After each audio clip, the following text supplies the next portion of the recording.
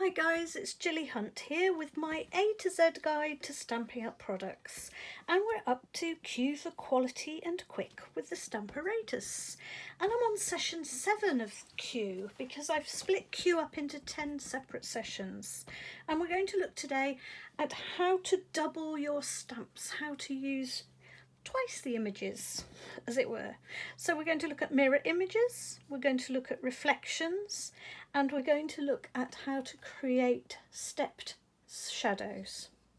So those are the 3 techniques we're going to look at today.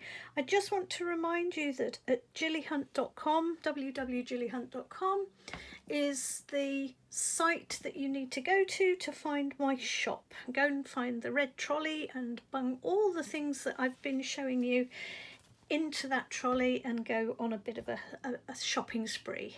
Have fun. But I also want to remind you that I'm going to show you 3 techniques today. So I'm not going to show you 3 fully made cards, just techniques and how to do them. And I'm hoping that you'll take those techniques and make your own wonderful cards. If you do, I'd love to see them, so please post them for me. But if not, and if you're a bit more cautious about making your own cards, please remember that at Gilly Hunt on YouTube there are videos from 01 up to, I think I'm up to about 50 or 60 at the moment, all of which show you how to make a particular card or just a little idea. So look me up in lots of different ways. So let's get going. We're going to work with the Stamparatus, so I'm not going to introduce it again, whoops, because I've already done that in sessions 1, 2, 3, 4, 5, so on. So if you're unsure about anything, go back and have a look through the step-by-step guide. So here's what we've got today. I've brought one of the magnets across from the back. I've left the other one already behind because we don't need much holding back today.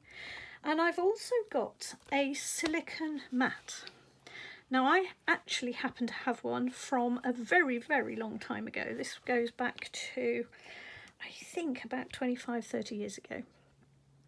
So they last forever and they are wonderful. Maybe it's not quite that old, but it is pretty ancient. So if you need one, go to Gilly Hunt, buy one, because it will last you forever and they're wonderful and they're so great for techniques. So that's the first thing. You can do all of these techniques that I'm going to show you using a piece of window sheet as well, instead of the silicone. So just a piece of ordinary acrylic window sheet like this will do the job, but it won't do the job as effectively and it won't hold the ink really as well. So if you can afford it, try getting yourself a silicone mat.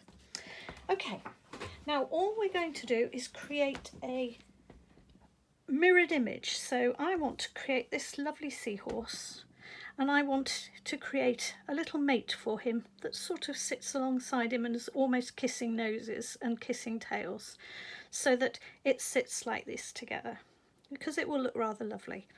So here's how we do it, because I only have him, I don't have his reverse in the set. The set just comes with the one.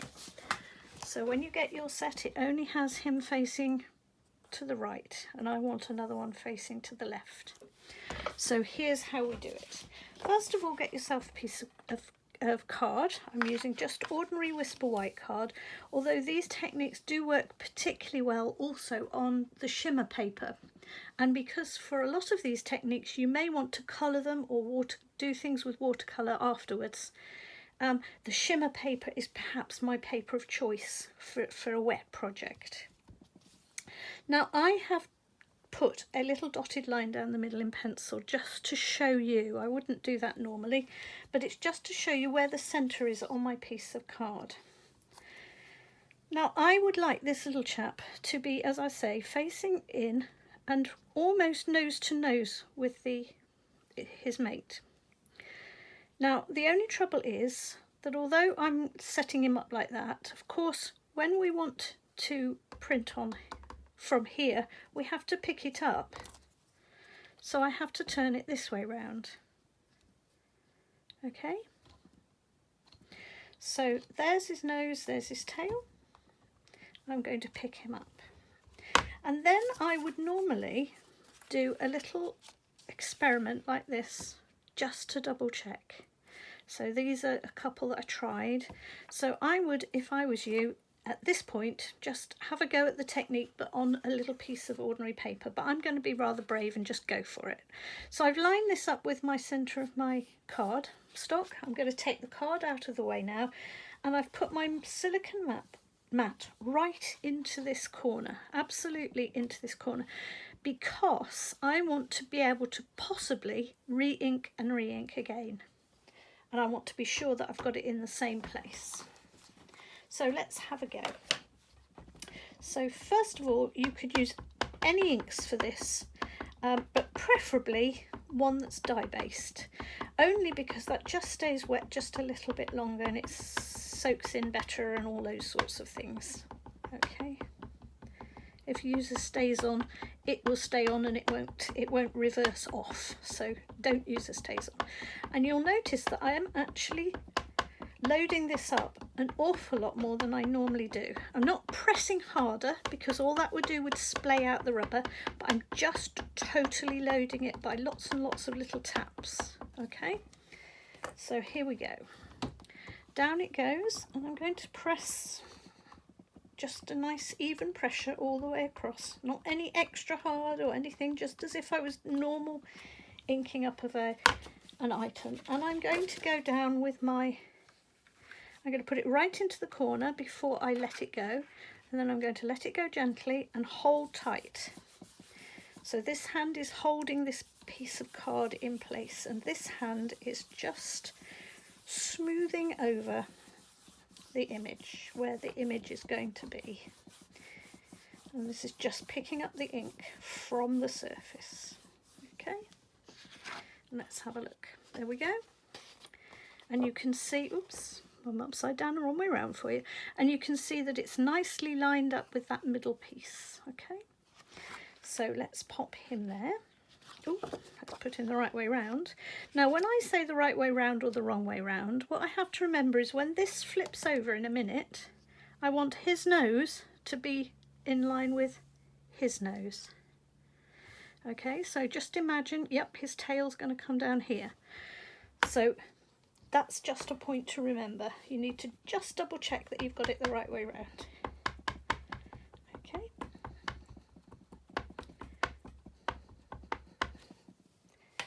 And I'm now going to pop this down, and I'm going to press this one quite gently because I don't want this one to be crisper than that one. There we go. If I was to press much harder, that might have made this one much crisper than the other one.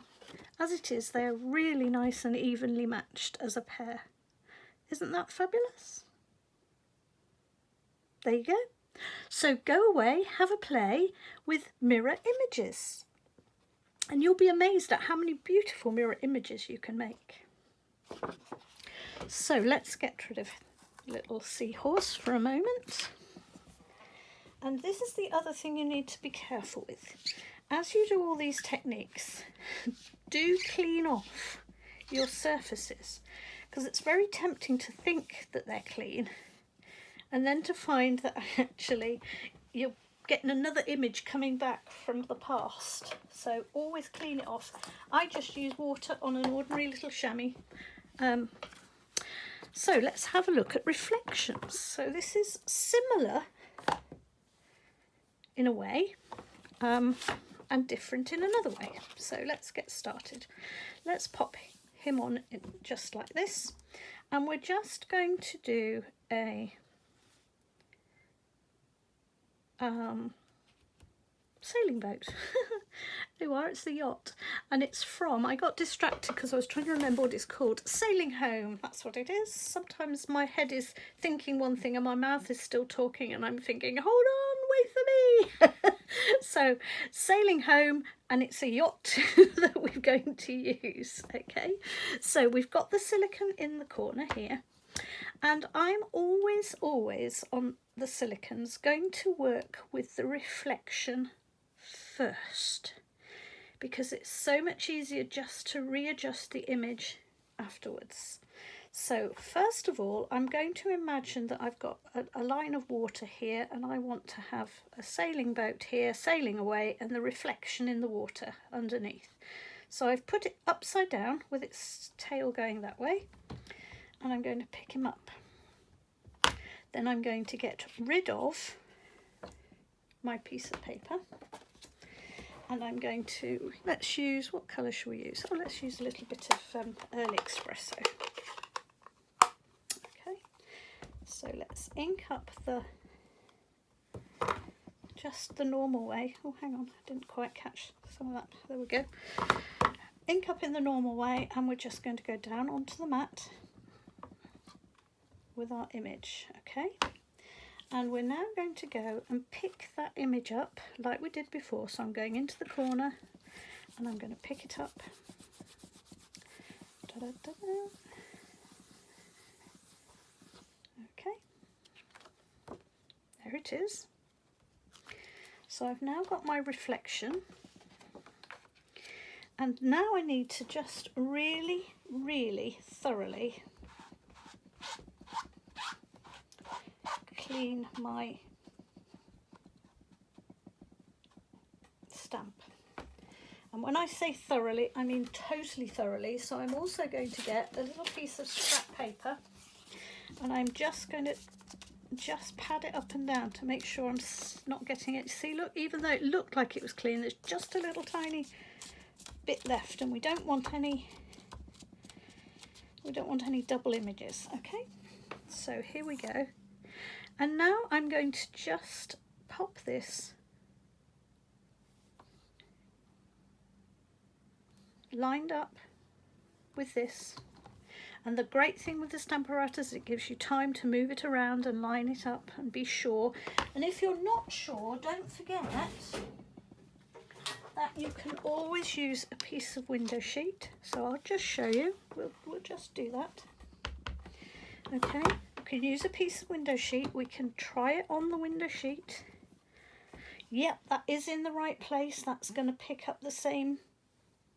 Okay, so I can now get rid of the window sheet. I haven't lost my image, but I can now go ahead and ink this up with confidence that I know it's going to be in the right place. So I confidently know that's going to be correct. There we go. And I've now got a brilliant reflection, and equally strong. Now I want to show you one more, because I want to take the same idea, okay, and I'll show you why in a moment. Okay, so we're going to go back to where we had it before. Oops, what did I say to you? Make sure you clean them up in between every single go, because we absolutely don't want smudgy images anywhere. Okay, and I'm going to get my little piece of white and just give it an extra clean. My fingers aren't very clean. They were when I started, I promise you. So again, we're going to pop it upside down so that this is the reflection in the water. Okay, now this time I'm going to ink it up just as I did before, but before we go with the stamp, I am going to take another piece of just scrap paper and just give it a very gentle press. Now what that's going to do is it's going to take some of the ink off, so it's going to be a lighter impression this time. Okay, so again into the corner and across and across and across and across and across and across and across until it's all picked up. Okay, so it's a little bit lighter impression, and remember this is our reflection. So why do we want a lighter impression? Well, we'll see in a moment how much better the reflection looks if it's just a tiny bit paler than our actual main image. So we're now back to the main image. Pop that on. I'm going to be either very foolish or very brave. I'm not sure which. You can tell me when it works or doesn't work, in that I'm not going to use the window sheet to line it up this time. But honestly, if you're working on your own and you've got plenty of time, I would always try it with the window sheet first, because then you can always make last minute adjustments. Okay, now what I want to show you is these two side by side. Okay, let me put that out of the way. Both of them are lovely reflections, and both of them, if I do a little bit of work on them, and I'm just going to do it now, so I'm just going to take a little bit of Pacific Point and pop it onto a little block.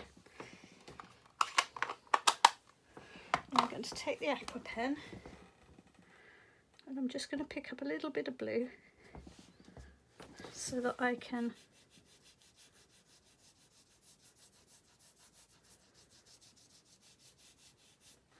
and of course, if I was doing this on an actual piece of work, I might have lots of other reflections, I might have lots of other colours, I might have a tree or two on the riverbank, or some grass here or something like that, just to make it even more realistic. But just that little bit of blue gives you the feeling of the reflection.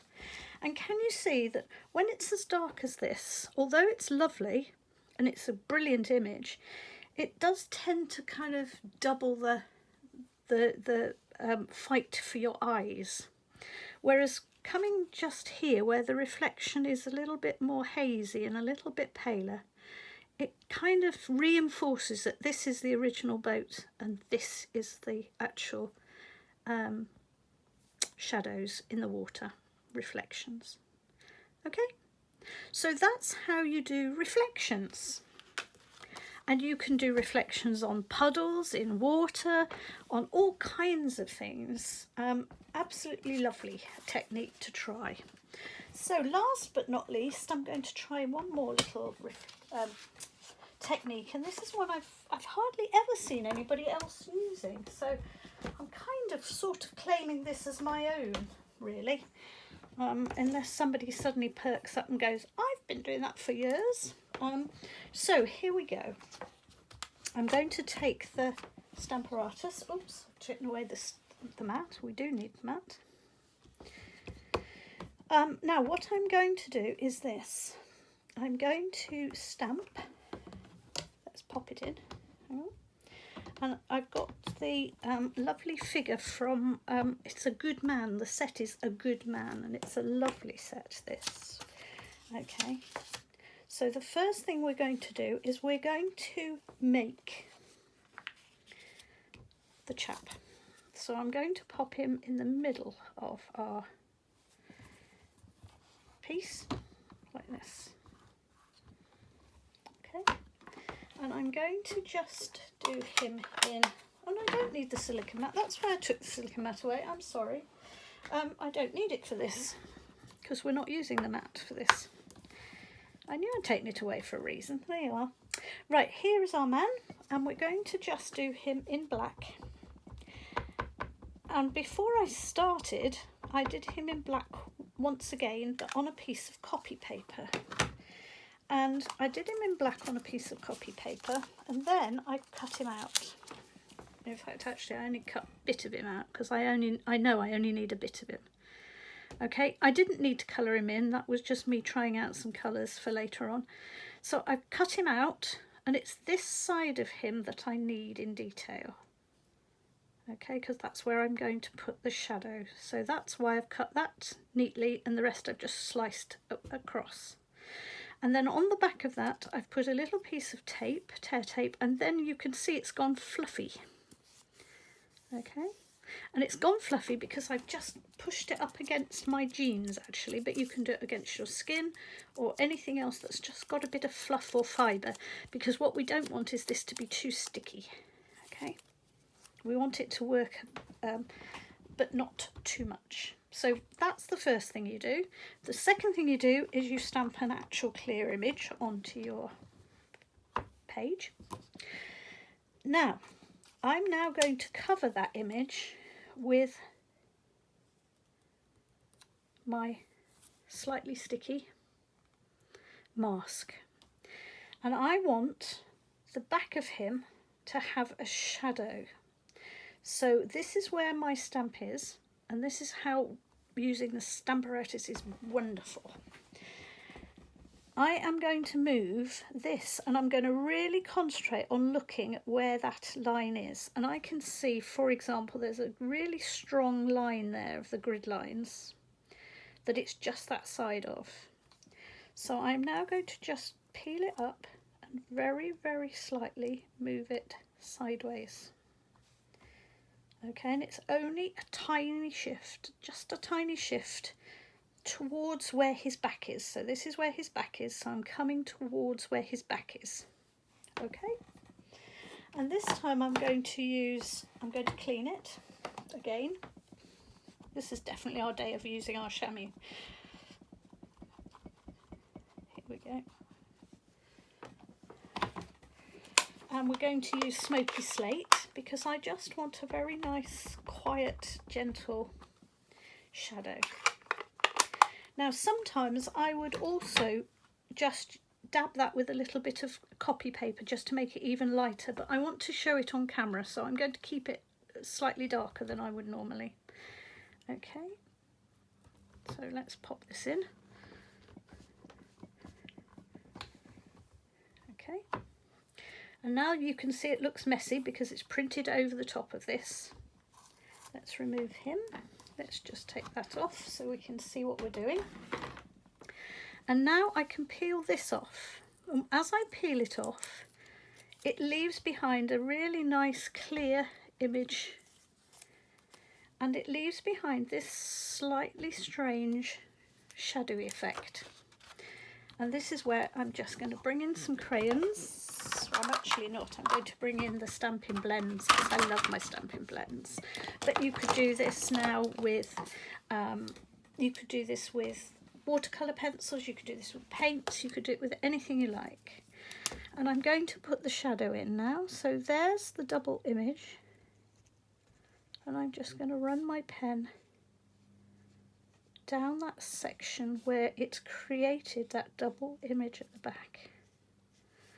Okay, now I'm also going to just give him a little bit behind this leg too, because I know there would also be a shadow there. Okay, but that's an unusual. So that's what I've done, and that gives you a beautiful, totally stamped image shadow. Not just a, I've run my pen round it roughly, but it's a beautifully stamped, so you've got all the detail. So let's just fill in the rest. And in fact, first, before I do that, I'm just going to put a piece of paper underneath, because if it soaks through, I'm going to ruin my... Okay, and I'm going to do this fairly swiftly, so excuse me if I go over a few lines. We'll try not to, but I can't be certain. So we'll put her little jeans on, his jeans on. Should we give her a little red t-shirt. And we might give him an orange one.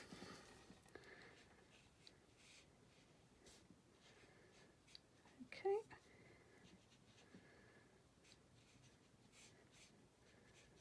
There we go. Let's pop a little bit of light crumb cake on his hair.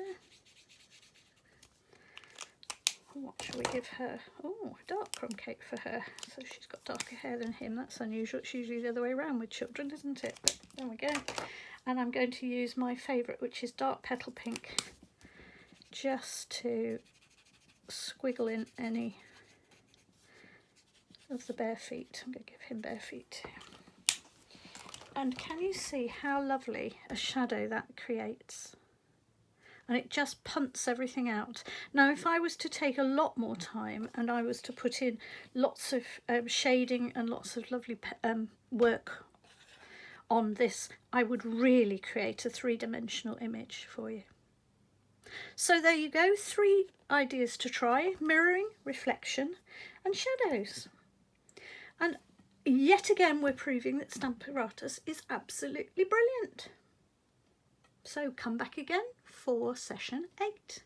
Thanks a million. Bye.